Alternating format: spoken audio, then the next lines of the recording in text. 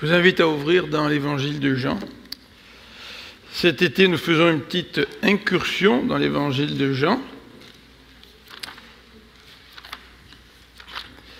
Jean,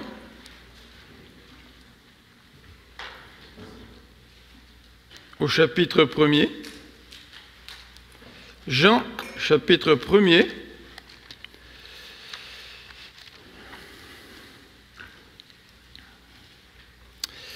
Et nous allons lire à partir du verset 43, Jean, chapitre 1er, à partir du verset 43.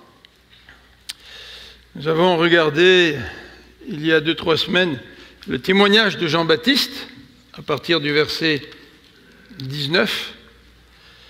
Nous avons souligné que Jean-Baptiste a parlé de qui était Jésus, son identité. Il a parlé de ce que Jésus a fait. C'est lui qui est éternel, qui il est. Il a parlé de qui il est, il a parlé de qui il a fait. Il va baptiser du Saint-Esprit. Et puis il explique aussi comment venir à lui. Donc la semaine suivante ou 2 semaines après, on a parlé de la rencontre des 2 disciples avec Jésus, c'est-à-dire André et Jean qui ont rencontré Jésus à partir du verset 35. Et cette semaine, nous allons regarder ensemble une nouvelle rencontre, celle de Nathanaël, Jésus qui se révèle à Nathanaël. Alors je vous invite donc à lire à partir du verset 43. Verset 43. Le lendemain, Jésus voulut se rendre en Galilée. Et il rencontra Philippe. Il lui dit « Suis-moi ». Philippe était de Bethsaïda, de la ville d'André et de Pierre. Philippe rencontra Nathanaël et lui dit « Nous avons trouvé celui de qui Moïse a écrit dans la loi et dans les prophètes, et dont les prophètes ont parlé, Jésus de Nazareth, fils de Joseph. » Nathanaël lui dit « Peut-il venir de Nazareth quelque chose de bon ?» Philippe lui répondit « Viens et vois. » Jésus, voyant venir à lui Nathanaël, dit de lui « Voici vraiment un Israélite dans lequel il n'y a point de fraude.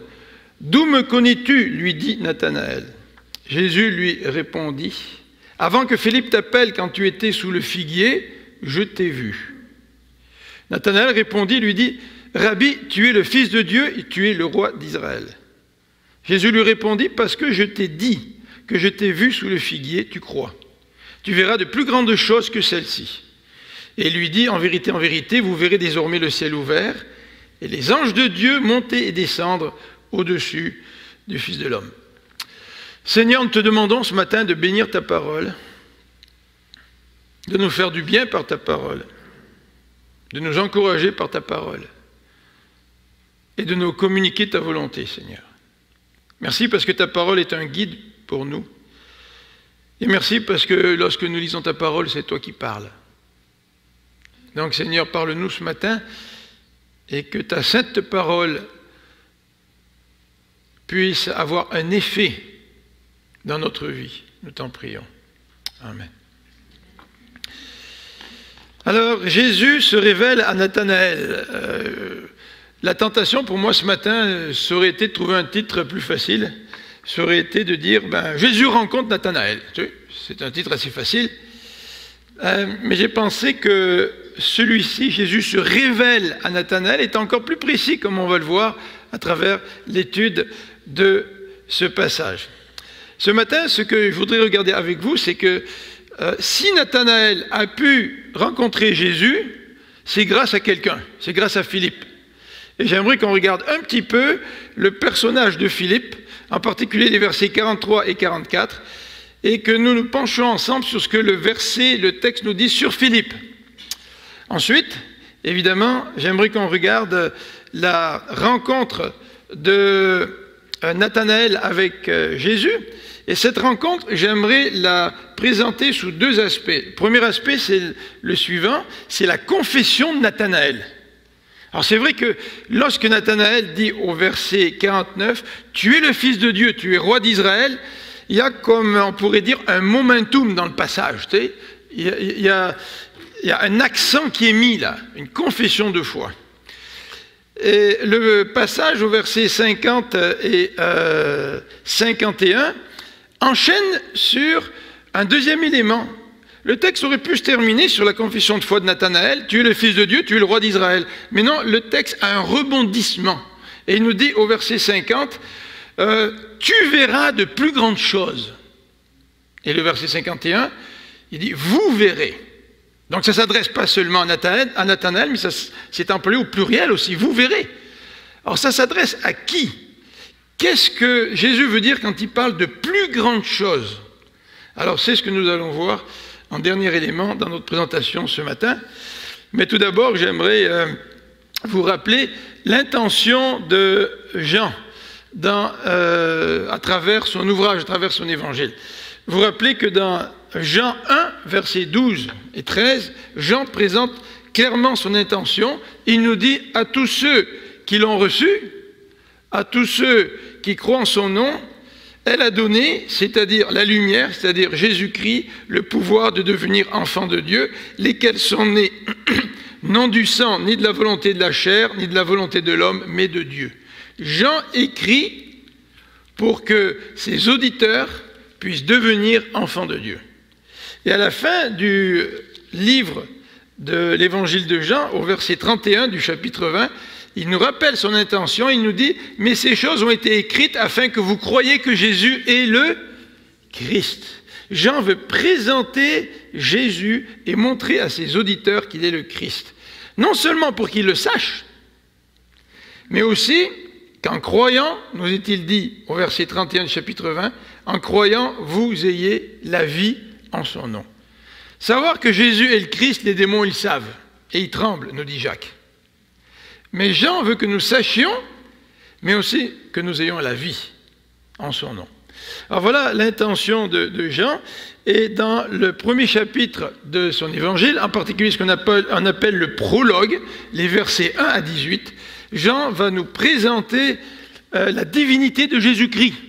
Et il va nous parler de Jésus-Christ qui est éternel, Jésus-Christ qui est Dieu, Jésus-Christ qui est la lumière. Jean commence tout de suite, dès les premiers mots de son évangile, à nous décrire le personnage de Jésus. Et en fait, comme nous allons le voir un peu plus tard, dans le chapitre 1, Jean donne beaucoup d'informations sur qui est Jésus. Et le reste des évangiles va développer là-dessus. Jean veut vraiment convaincre ses auditeurs, Jésus, ce n'est pas un homme comme les autres. Jésus, ce n'est pas simplement quelqu'un qu'on doit admirer. Jésus, ce n'est pas juste un prophète. Jésus, c'est le Fils de Dieu, c'est le Messie. Alors, dans l'évangile de Jean, Jean va utiliser les enseignements de Jésus. Il va utiliser, par exemple, le témoignage de Jean-Baptiste, mais il va utiliser aussi les rencontres. Et c'est la raison pour laquelle j'ai commencé ces études sur les rencontres avec Jésus pendant l'été, une petite incursion dans Jean. André et l'auteur de l'évangile, Jean, ont rencontré Jésus. Philippe a rencontré Jésus et Nathanaël a aussi rencontré Jésus. Et vous vous rappelez certainement d'autres rencontres. Nicodème, dans Jean 3, a rencontré Jésus. Jean 4, la Samaritaine.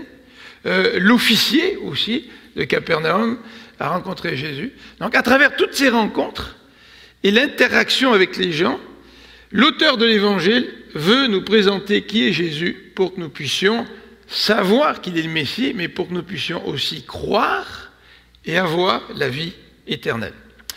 Alors donc, voilà pour cette petite introduction. J'aimerais maintenant vous présenter les deux premiers versets de notre texte, le verset 43 et le verset 44. J'ai marqué 43 à 46, mais on va plutôt mettre l'accent sur 43 à 44. Jésus rencontre Philippe. Pourquoi Nathanaël a rencontré Jésus? C'est parce que Jésus a d'abord rencontré Philippe. Et le verset 43 débute en nous précisant à quel moment Jésus a rencontré Philippe. Le texte nous dit, le lendemain, Jésus voulut se rendre en Galilée. Alors vous savez que, comment dirais-je, la Galilée se situe au nord, on va le voir dans un court instant, et Jésus se trouve dans le Jourdain, là où se trouvait Jean-Baptiste, et Jésus a le désir de se rendre en Galilée.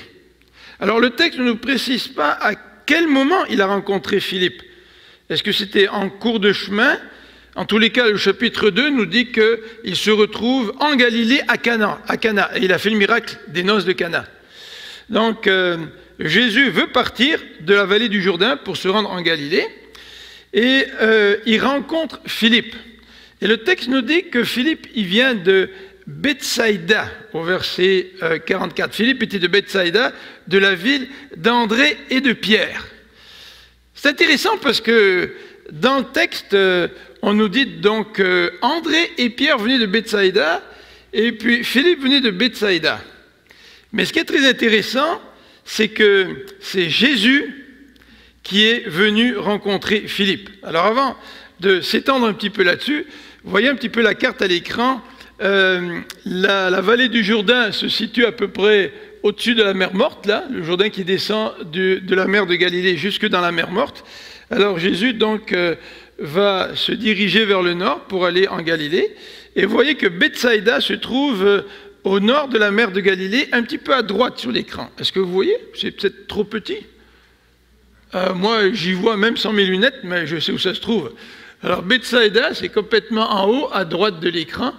Donc, et Cana, c'est un petit peu à gauche, au Cana, pardon, à gauche de la mer de Galilée. Entre la Méditerranée et la mer de Galilée, vous avez Cana. Donc ça prend quelque temps à monter, hein, jusqu'en Galilée. C'est la raison pour laquelle le chapitre 2 nous dit 3 jours après, il eut des noces à Cana. Donc ça a pris un certain temps. Alors ce qui est intéressant dans ce passage, c'est que le texte ne nous dit pas que André et Pierre sont allés voir Philippe. Le texte nous dit que c'est Jésus qui va voir Philippe et qui lui dit « Toi, suis-moi ». Alors c'est assez intéressant parce que dans les rencontres avec Jésus, on a vu la rencontre d'André et Jean, et dans le récit de la rencontre d'André et Jean, l'accent est mis sur les disciples qui veulent rencontrer Jésus. Jean-Baptiste dit « Voici l'agneau de Dieu ». André et Jean, en entendant ces mots, décident eux-mêmes d'aller après Jésus. Et puis Jésus, les voyant, leur pose la question « Qu'est-ce que vous cherchez ?» Et là, le texte met l'accent sur le désir qui se trouve dans le cœur d'André et Jean d'aller voir Jésus. Dans ce passage, au verset 43 et 44, l'accent est mis sur un autre aspect du salut. L'accent est mis sur l'œuvre de Dieu qui vient rencontrer quelqu'un. Et là, Jésus vient voir Philippe et lui dit « Suis-moi ». C'est Jésus qui vient à la rencontre de Philippe. Et on avait déjà souligné cela, je pense, il y a une semaine ou deux, en disant que le salut a 2 aspects.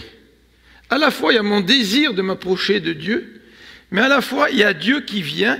Et l'Évangile, d'ailleurs, nous dit très clairement que personne ne vient à Dieu si Dieu ne l'attire. Alors, il y a certainement un genre de paradoxe dans le message de l'Évangile.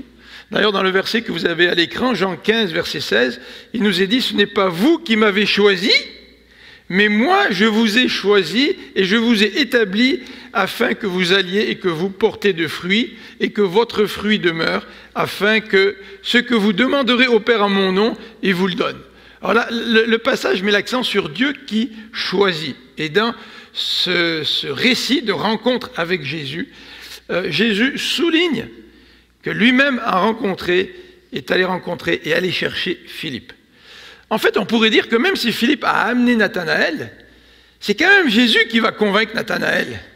C'est quand même Jésus qui lui dit « Voici un Israélite dans lequel il n'y a pas de fraude ». C'est quand même Jésus qui lui dit « Je t'ai vu lorsque tu étais sous le figuier ». C'est Jésus qui va convaincre Nathanaël pour amener cet homme à lui et provoquer dans son cœur une confession de foi que nous avons lu au verset 49. « Rabbi, tu es le Fils de Dieu, tu es le roi d'Israël. » Le verset 45 nous parle encore de Philippe. Et le verset 45 nous utilise une expression qui n'est pas tout à fait rendue dans la version que j'ai en français. Je ne sais pas comment c'est rendu dans votre version. Mais dans ma version, il est dit « Philippe rencontre Nathanaël ». Et peut-être que les traducteurs ont utilisé le mot « rencontre », parce qu'un petit peu plus loin, dans le verset, le texte se lit comme suit, et Philippe lui dit « Nous avons trouvé ». Donc vous savez qu'en français, quand on veut écrire un bon texte, autant que possible, on évite les répétitions. Mais en fait, le début du verset, ce n'est pas Philippe a rencontré Nathanaël. Dans l'original, c'est Philippe a cherché Nathanaël. Et le mot qui est utilisé, c'est eurisco, qui a donné en français eureka. Vous vous rappelez eureka? Et quand on dit eureka, ça veut dire quoi? Ça veut dire que tu as cherché un bout de temps, puis tu dis eureka, ça veut dire j'ai trouvé. Tu sais? Et c'est le mot qui est employé ici. Ça veut dire que Philippe a vraiment cherché Nathanaël. Et ça, c'est intéressant quand on regarde le témoignage de ceux qui amènent d'autres personnes en présence de Jésus. On a parlé d'André, qui a amené son frère Simon en présence de Jésus. Mais ici, le verset 45 nous parle un petit peu de l'état d'esprit de Philippe. Philippe intentionnellement est allé chercher Nathanaël. Et Philippe devait être excité. Le texte ne donne pas des grandes descriptions, mais certainement si Philippe s'est dit « je vais chercher Nathanaël », c'est qu'il avait pris une décision et qu'il avait une motivation pour le pousser vers Nathanaël. Philippe n'a pas laissé les choses aller. Vous savez, souvent on se dit je vais témoigner selon les circonstances qui se présentent à moi, puis finalement on n'est pas très intentionnel, puis au bout d'un certain temps on se rend compte qu'on ne témoigne pas beaucoup. Tu sais. Mais Philippe était vraiment intentionnel puisqu'il a cherché Nathanaël pour lui parler du Christ. Alors c'est intéressant parce que Jean veut nous décrire qui est Jésus.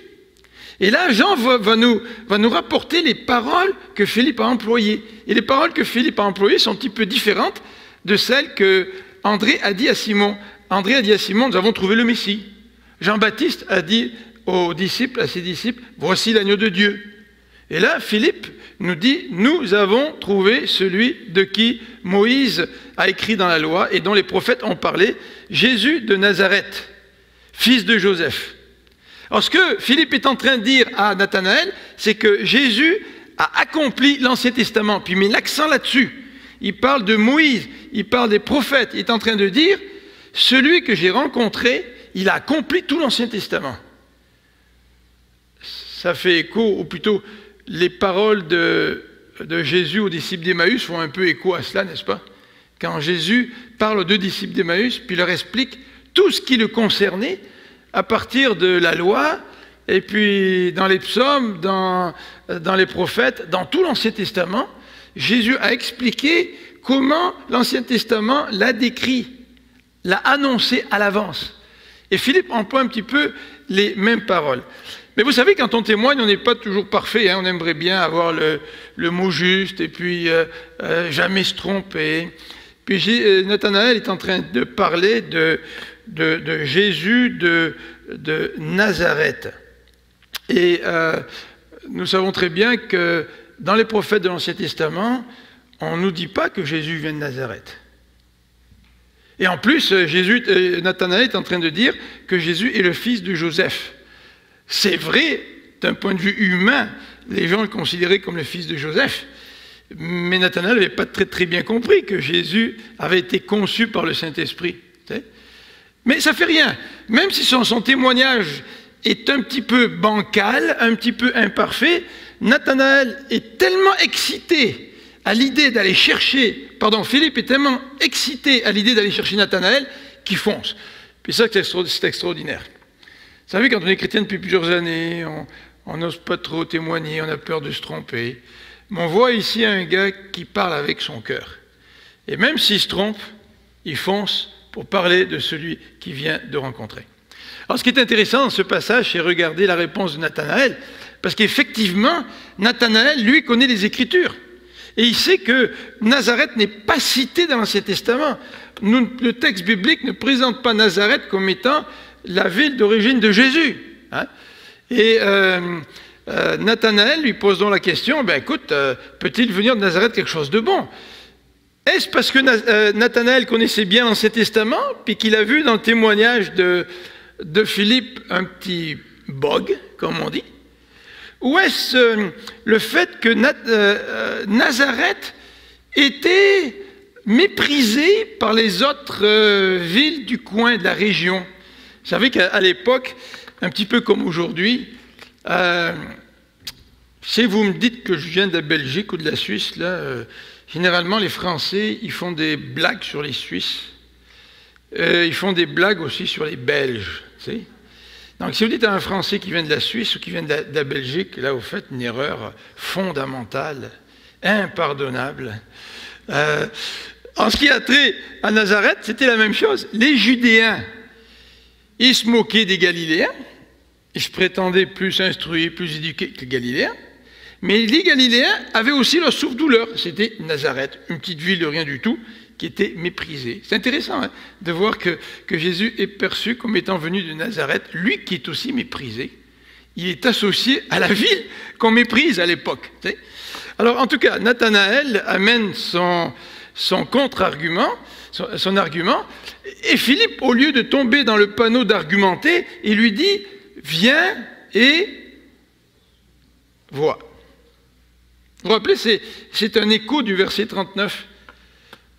Lorsque Jésus demande à André, Philippe, « Pourquoi, qu'est-ce que vous cherchez ?»« Bien, Rabbi, où tu demeures ?»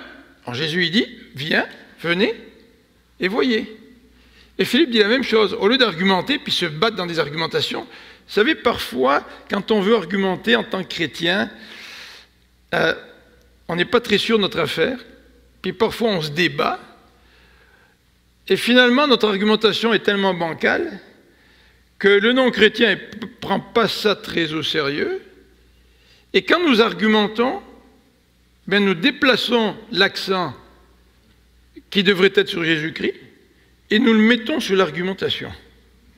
Et là, Philippe, malgré le fait qu'il ne sait pas tout, Philippe ne tombe pas dans le piège de l'argumentation. Il dit, viens et vois. Vous vous rappelez, je vous ai parlé, moi, d'une petite pin que j'ai ici, là. Puis je pense que ça provient, qu'on met ici, qu'on peut accrocher sur une veste ou un manteau.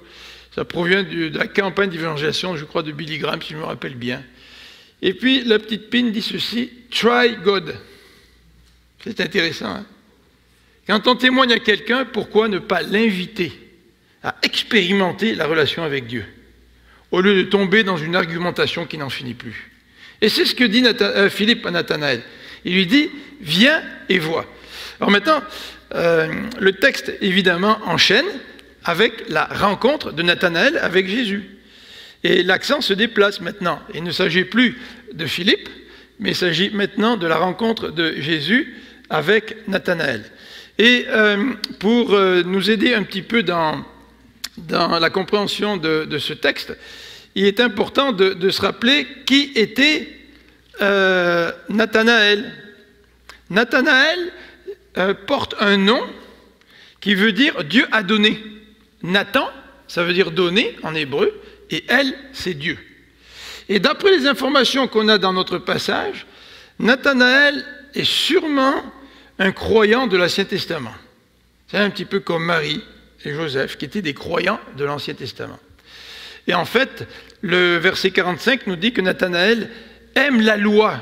Pourquoi Philippe vient le voir en disant « Nous avons trouvé celui de qui Moïse a écrit dans la loi et dont les prophètes ont parlé, Jésus de Nazareth et fils de Joseph. » C'est parce que Philippe savait que Nathanaël aimait la loi. Pourquoi aurait-il parlé ainsi à quelqu'un qui n'aime pas la loi? Donc Nathanaël aimait sûrement la loi, et Jésus renchérit en disant, en le voyant arriver, « Voici un Israélite dans lequel il n'y a point de fraude. » C'est intéressant parce que Jésus fait déjà allusion à Israël, pas simplement en tant que peuple, mais à Israël qui était Jacob. Vous savez, Jacob a été renommé Israël après son expérience durant la nuit où il a combattu avec l'ange. Jacob a pris un autre nom, Dieu lui a donné un autre nom, celui d'Israël. C'est déjà intéressant que Jésus parle de Nathanaël en disant « C'est un Israélite dans lequel il n'y a pas de fraude. » Jacob, lui, c'est un fraudeur. C'est Jacob, ça veut dire trompeur. Alors,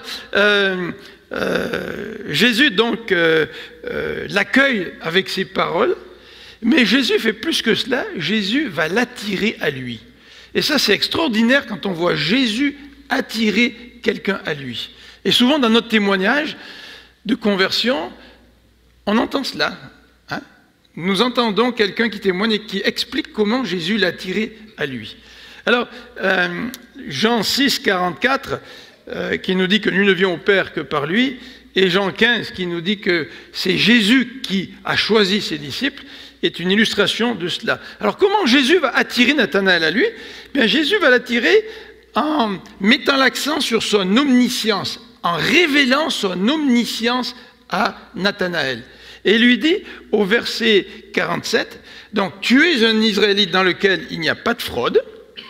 Donc c'est déjà le fruit de l'omniscience de Jésus. Jésus qui voit le cœur de quelqu'un, il connaît le cœur de tout le monde. Et là, Jésus montre à Nathanaël qu'il connaît son cœur. Mais Jésus veut encore aller plus loin dans la révélation de son omniscience. Et au verset 48, il dit à Nathanaël, « Je t'ai vu lorsque tu étais sous le figuier. » Alors les commentateurs se posent la question de savoir qu'est-ce qui s'est passé sous le figuier. Mais toujours est-il, est-ce que Nathanaël était en train de méditer la parole de Dieu? Souvent, les gens sous un figuier ou sous un arbre, c'est un petit peu leur lieu de méditation. Le texte ne donne pas beaucoup d'informations. Mais toujours est-il, ce deuxième détail qui prouve l'omniscience de Jésus a vraiment marqué Nathanaël, puisque Nathanaël fait une confession de foi. Et à ce moment-là, Nathanaël va comprendre que Jésus est le Fils de Dieu et le roi d'Israël. Et non seulement Nathanaël a une révélation de Jésus qui est quand même remarquable, hein, d'avouer, de confesser que Jésus, le Fils de Dieu, est le roi d'Israël. Jean cite cela parce que son intention, c'est de décrire à ses auditeurs qui est Jésus et de les convaincre que Jésus est le Messie. Alors, l'objectif de Jean n'est pas de raconter des histoires là, de Nathanaël, de Philippe, puis c'est tout. Mais l'objectif général de Jean est de présenter Jésus. Regardez un petit peu ce que Nathanaël dit. Nathanaël dit, donc en parlant de Jésus, tu es le Fils de Dieu, tu es le roi d'Israël. La compréhension de Nathan, on va le voir dans quelques instants, est incomplète. Et la confession de Nathan s'appuie sur un miracle de Jésus. Jésus fait un miracle. Jésus est en train de lui montrer qu'il est omniscient. Je n'arrivais plus à retourner en arrière. Et Jésus est en train de dire à Nathanaël, ta confession de foi, c'est extraordinaire. Tu viens de comprendre que je suis le Fils de Dieu. Tu viens de comprendre que je suis le roi d'Israël. Mais ta confession de foi repose sur une fondation qui est instable. Ça, c'est intéressant. La fondation de la confession de foi de Nathanaël est instable. Vous savez que Jésus a fait des miracles. Jean 6 en est un exemple frappant. Jésus multiplie les pains et tout le monde veut le suivre. Donc les gens s'appuient sur le miracle que Jésus vient de faire, la multiplication des pains. Et quand Jésus est en train de leur dire « je suis le pain de vie », que font les gens? Ils le quittent, ils le laissent. Mais le miracle, Jésus venait de le faire. Et vous savez qu'aujourd'hui, trop souvent, la vie chrétienne de bien des gens s'appuie sur des miracles. Et la confession de foi des frères et des sœurs qui s'appuient sur des miracles, c'est une fondation qui est instable. Et Jésus le montre dans ces passages. Et si aujourd'hui, vous voulez chercher de plus en plus de miracles dans votre vie, si vous voulez chercher de plus en plus d'expériences dans votre vie, sachez que cette fondation-là, elle est instable. Vous savez qu'il y a des gens qui courent après le spectaculaire. Il y a des gens qui courent après des grands prédicateurs. Il y a des gens qui courent après des gens qui prédisent guérir. Il y a des gens qui courent après des événements. Tu sais. Mais la foi véritable ne s'appuie pas sur cela. Et c'est la raison pour laquelle Jésus est en train de dire dans le passage suivant, « Vous verrez de plus grandes choses. » Tu vas voir quelque chose qui est plus grand que ça, plus grand que ce miracle d'omniscience que je viens de faire devant toi, Nathanaël. Et ta foi va s'appuyer sur quelque chose de plus solide, sur un fondement qui est vraiment beaucoup plus solide. Alors regardons ensemble cet aspect-là de notre texte, les versets 50 à 51. Jésus lui répondit, parce que je t'ai dit que je t'ai vu sous le figuier, tu crois. Mais tu verras de plus grandes choses que celles-ci. Il y a eu plusieurs interprétations de ce passage, et on va en regarder quelques-unes rapidement, de façon assez superficielle. Au verset 51, il est dit « Vous verrez désormais le ciel ouvert et les anges de Dieu monter et descendre au-dessus du Fils de l'homme. » D'ailleurs, dans un commentaire que j'ai lu, le commentaire de Quintius commence son commentaire en nous racontant l'histoire de John Patton. Je ne sais pas si vous avez entendu parler de cette histoire. John Patton était missionnaire aux îles Hébrides. Les îles Hébrides portent le nom aujourd'hui de Vanuatu depuis leur indépendance en 1980. Et Quintius débute son étude sur ce passage en racontant cette expérience que John Patton a vécue avec sa femme dans leur petite maison, attaqués par les tribus environnantes. Toute la nuit, ils ont été attaqués par les tribus environnantes.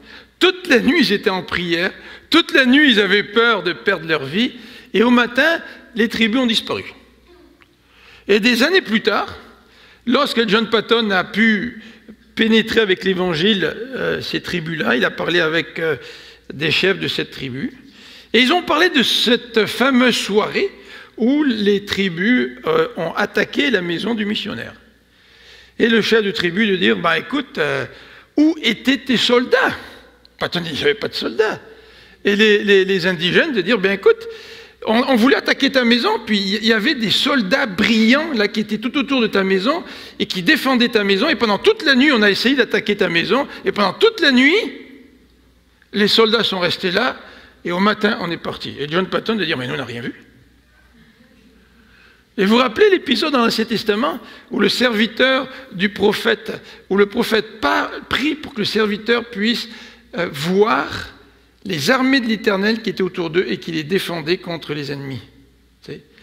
Et dans son commentaire, Quintius de dire, d'axer tout l'enseignement de ce passage sur les anges qui protègent les chrétiens. Alors, est-ce que c'est l'interprétation de ce verset 51 ? Vous savez que j'apprécie beaucoup notre frère Quintius, il est venu ici, puis c'est un homme extraordinaire qui a écrit des commentaires extraordinaires, puis ça me fait beaucoup de bien de lire ce qu'il a écrit. Mais la question à se poser, c'est celle-ci, est-ce que vraiment le verset 51 est en train de dire « Nathan, tu vas voir des choses plus grandes, tu vas voir les anges qui protègent les hommes ». Est-ce que c'est de cela qu'il s'agit dans ce passage? En tous les cas, à deux reprises, les anges sont intervenus dans le ministère de Jésus. Vous vous rappelez? Après la tentation, les anges sont venus le servir. Mais au moment de la tentation, Nathanaël n'était pas là. Les disciples n'étaient pas là. Donc le texte ne s'applique pas à eux. Ne s'applique pas à cet épisode. Puisque le texte dit, vous verrez. Les disciples et Nathanaël n'ont pas vu les anges en train de servir Jésus après la tentation. Un autre ange est intervenu à la fin de son ministère. Lorsqu'il priait dans le jardin de Gethsémanée, et qu'il priait avec souffrance. Et là, un ange est venu le réconforter. Mais là, les autres, ils dormaient à côté. Ils n'ont pas été témoins des anges ou de l'ange qui est venu réconforter Jésus. Donc, qu'est-ce que ce passage veut dire? Une autre, comment dirais-je, interprétation consiste à dire que Jésus est l'intermédiaire entre les hommes et Dieu. Et vous savez que ce passage fait allusion au texte de Jacob, quand dans la nuit, Jacob, en fuyant sa famille, a vu une échelle avec des anges qui montaient, qui descendaient sur l'échelle. Et plusieurs théologiens disent que ce passage-là fait allusion à Jésus-Christ, qui est l'intermédiaire entre Dieu et les hommes. Est-ce qu'il s'agit de cela? Est-ce qu'il s'agit de l'intermédiaire? Ou est-ce qu'il s'agit, comme John Montgomery le dit dans son commentaire, M. Boyce le dit dans son commentaire, il s'agit du retour de Jésus-Christ à la fin des temps, puisque le texte ici dit « vous verrez quelque chose de plus grand ».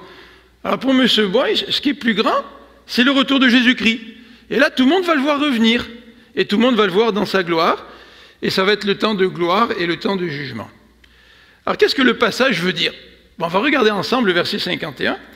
Et le verset 51 commence en disant « en vérité, amen, amen » dans l'original. Hein. Vous savez que quand le texte dit « en vérité, ça ne veut pas dire que le reste de la parole de Dieu est mensonge, mais ce qu'il dit maintenant c'est vrai. Là, hein. C'est pas ça que ça veut dire.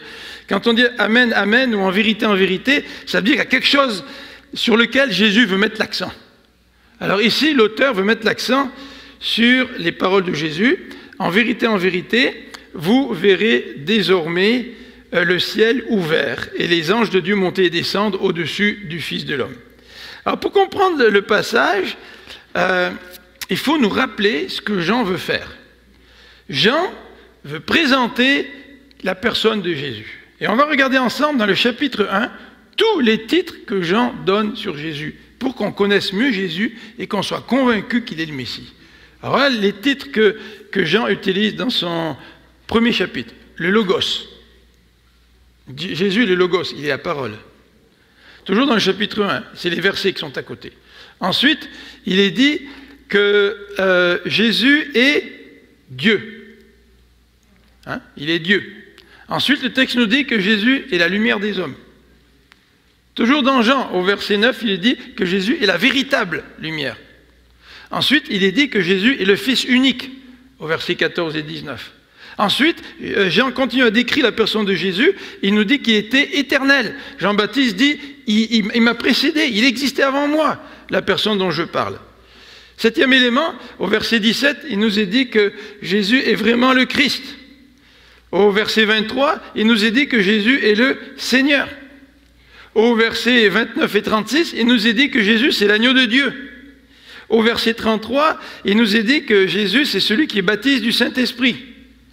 Au verset 34 et 49, il nous est dit que Jésus est le Fils de Dieu. Au verset 38, on appelle Jésus Rabbi, donc maître. Au verset 41, on nous dit qu'il est le Messie. Au verset 45, on nous dit que c'est celui qui accomplit l'Ancien Testament. Et au verset 49, on nous dit que Jésus est le roi d'Israël. Alors là, la présentation que Jean-Baptiste fait de Jésus. Et Jésus, dans ce contexte, est en train de nous dire qu'il y a quelque chose de plus grand qui va arriver. Et que les disciples et Nathanaël vont voir. De quoi s'agit-il?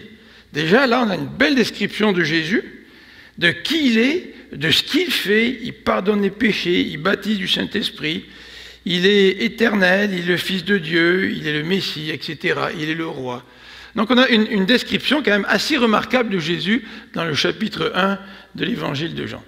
Alors, maintenant, ce qu'il faut faire pour comprendre ce que Jésus dit au verset 51, c'est regarder ce que le texte nous dit dans Genèse 28. Alors je vous invite à tourner dans Genèse 28, en particulier au verset 12. Genèse 28, au verset 12. Et c'est l'histoire de Jacob qui vient de fuir. Il vient de fuir sa famille. Jacob voulait le droit d'aînesse, il l'a volé. Il voulait la bénédiction, il l'a volé. Craignant son frère, il s'enfuit.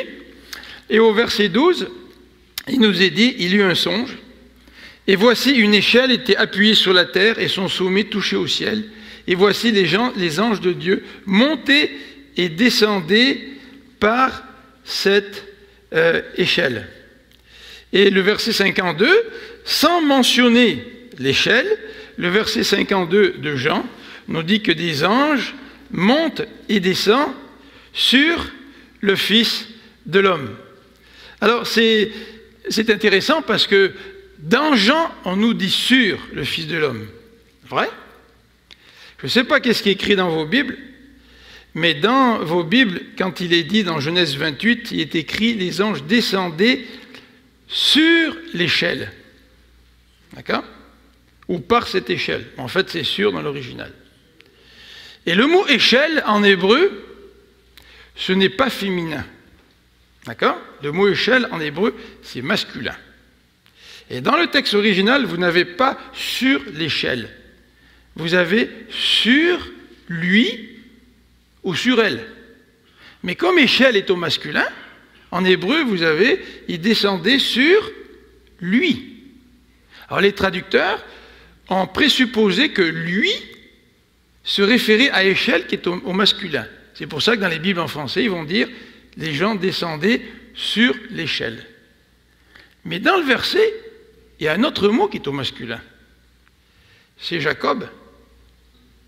Et bien des commentateurs pensent que la meilleure traduction, ce serait, dans Genèse 28, « Les anges de Dieu montaient et descendaient sur lui, sur Jacob, et non pas sur l'échelle. » Pourquoi? Parce que Jacob est devenu l'intermédiaire par lequel toutes les bénédictions données aux prophètes allaient continuer. Vous vous rappelez?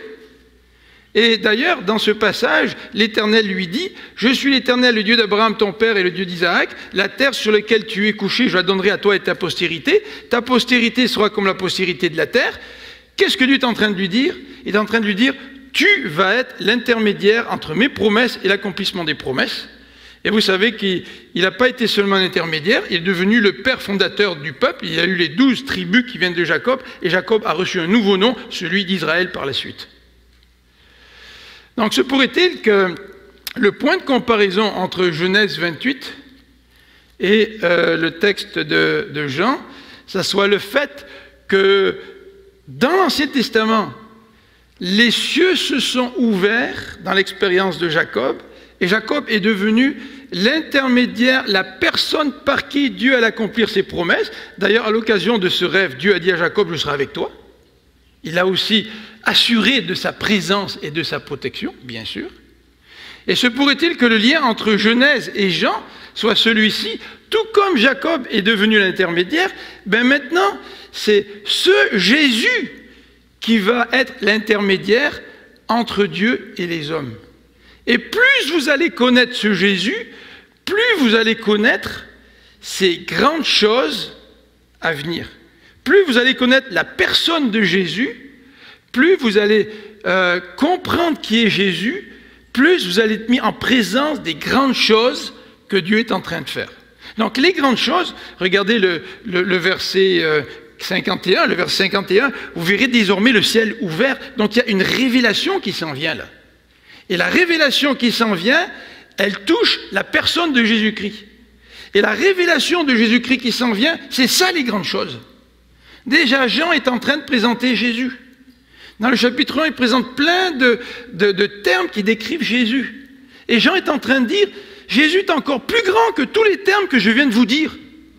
En fait, c'est assez intéressant parce que la vision est appliquée au Fils de l'homme. Il est dit, vous allez voir les anges de Dieu monter et descendre au-dessus du Fils de l'homme.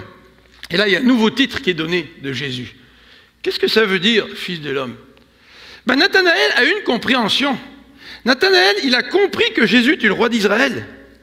Mais vous savez que le roi d'Israël a une connotation politique. Hein?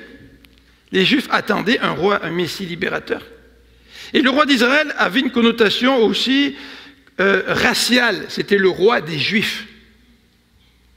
Mais vous savez que le titre « Fils de l'homme » est en train de présenter Jésus encore plus grand que le roi d'Israël. Le Fils de l'homme, c'est un titre qui vient du livre de Daniel. Oh, ça va trop vite. Qui vient du titre de Daniel. Et dans Daniel, au chapitre 7, versets 13 à 14, on parle du Fils de l'homme qui va avoir la domination sur toute la terre, sur tout l'univers. Déjà là, Jésus est en train de dire à Nathanaël, tu vas voir des choses plus grandes. Quelles sont ces choses plus grandes? C'est que tu vas avoir une plus grande révélation de qui est Jésus-Christ.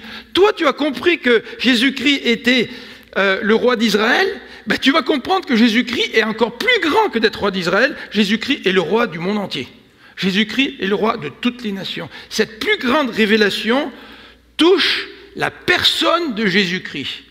Et si ta foi s'appuie non pas sur un miracle, comme celui que Jésus a fait avec Nathanaël, mais si ta foi s'appuie sur une plus grande compréhension de qui est Jésus, là ta foi s'appuie sur quelque chose qui est solide, sur la personne même de Jésus-Christ. Qui sont ces plus grandes choses que tu vas voir?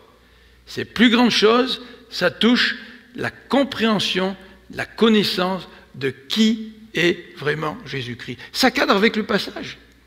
Le but de Jean, c'est de nous présenter Jésus-Christ. Le but de Jean, c'est de nous dire qui est Jésus-Christ.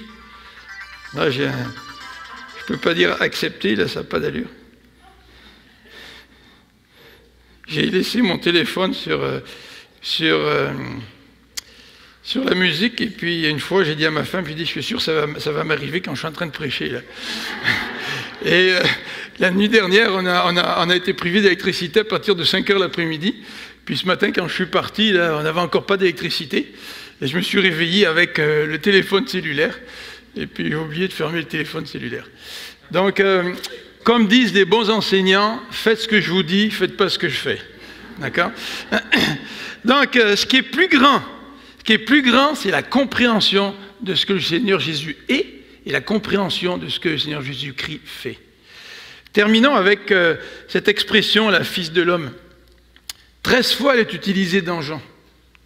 Et à plusieurs reprises, l'expression Fils de l'homme non seulement enlève l'ambiguïté de roi d'Israël, qui est trop politique, mais l'expression Fils de l'homme fait allusion à ses souffrances et à sa crucifixion. L'expression Fils de l'homme fait allusion à son autorité. Et là, Jésus est en train de dire à Nathanaël, oui, c'est bien, tu viens de faire une belle confession de foi, mais je te dis, là, tu vas comprendre encore des choses plus grandes qui me concernent. Et ta foi va pouvoir s'appuyer pas seulement sur un miracle que j'ai fait à cause de mon omniscience. Je t'ai dit où tu étais là sous le figuier. Mais ta foi va s'appuyer sur une meilleure connaissance de qui je suis et qu'est-ce que je fais et qu'est-ce que j'ai fait. En conclusion, j'aimerais nous laisser avec ces 2 ou 3 pensées autour de l'expression « vous verrez ». Vous verrez, qu'est-ce qu'ils allaient voir? Ses actions et ses paroles. Vous verrez, qu'est-ce qu'ils allaient voir, ses disciples? C'est sa vie, sa mort et sa résurrection. Au chapitre 8 de Jean et au verset 28, le passage nous dit ceci. Jésus leur dit, « Quand vous aurez élevé le Fils de l'homme, alors vous connaîtrez ce que je suis et que je ne fais rien de moi-même et que je parle selon ce que le Père m'a enseigné. » Au moment où Nathanaël rencontre Jésus, il y a bien d'autres choses que Jésus allait révéler. Le ciel est ouvert. Et ils vont comprendre que le Fils de l'homme doit souffrir. Ils vont comprendre que le Fils de l'homme doit mourir sur la croix. Ils vont comprendre l'étendue du salut. Ils vont comprendre de plus grandes choses que simplement un miracle dû à l'omniscience de Jésus. J'aimerais terminer en nous posant la question suivante.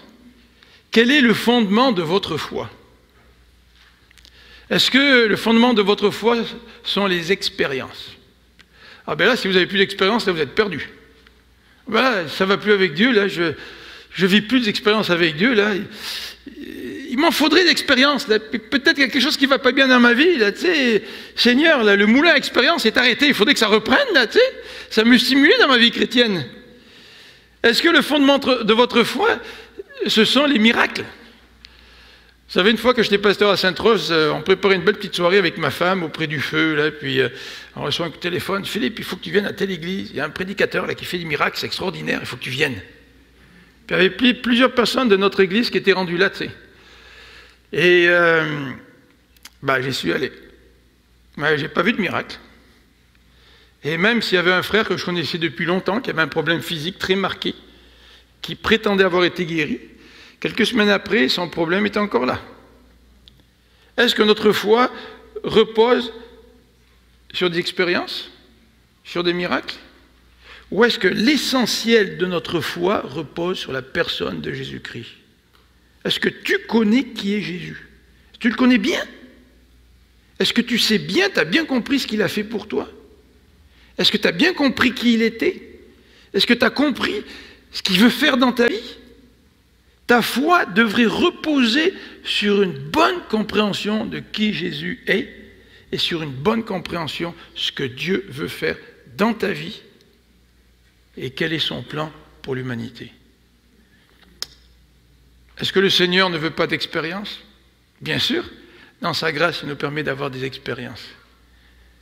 Mais vous savez, quand on est fiancé avec quelqu'un, c'est une belle expérience d'être en amour. Mais l'amour, ça ne suffit pas. À un moment donné, l'amour se construit à travers la relation, à travers le fait que je connais l'autre, que ma connaissance de l'autre s'approfondit. Cela n'empêche pas de vivre des bons moments avec l'autre, d'avoir de belles expériences. Mais un amour qui se fonderait juste sur des expériences, sans un approfondissement de la connaissance de l'autre, c'est un amour qui serait fragile. Ainsi en est-il notre relation avec notre Seigneur Jésus. Prions ensemble.